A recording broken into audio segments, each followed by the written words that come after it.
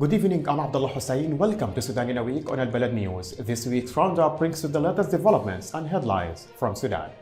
The head of the Sovereignty Council, General Abdel Fattah al-Burhan, met with the special envoy of Norway to Sudan in the presence of acting Under-Secretary of the Ministry of Foreign Affairs, Ambassador Omar Isa. During the meeting, al-Burhan affirmed Sudan's rejection of the use of the Adwi crossing border to supply weapons to the rebellion. The head of the Sovereignty Council, General Abdel Fattah al-Burhan, visited the Coptic church in Omdurman, pledging to rehabilitate it. The Deputy Chairman of the Sovereignty Council, Malik Agar, met with the German envoy for the Horn of Africa. The newly appointed Minister of Information, Khalid al-Aasir, has arrived in Port Sudan to meet with the head of the Sovereignty Council and officially start his duty.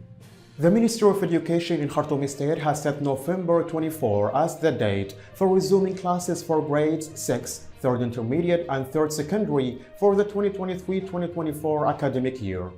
The Ministry of Education announces plans to conduct March 2025 exams for students unable to sit for Sudanese certificate exams this December. The Ministry of Health in Khartoum State reports performing 22,000 operations to remove bullet fragments in the state. The governor of the northern state attended the graduation ceremony of the 2nd Karama camps at the administrative unit of APRI.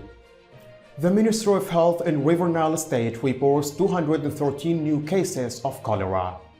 The commander of Damazin Division emphasized that the army is fighting mercenaries, stands with civilians, and denies any accusations of theft or unjust killings. The Ministry of Foreign Affairs commends Russia's supportive stance for Sudan at the UN Security Council as Russia vetoes a British proposal concerning Sudan. The Minister of Finance pledges to fully pay state employees' salaries in the 2025 budget. The Minister of Foreign Affairs met with the Swiss envoy for the Horn of Africa.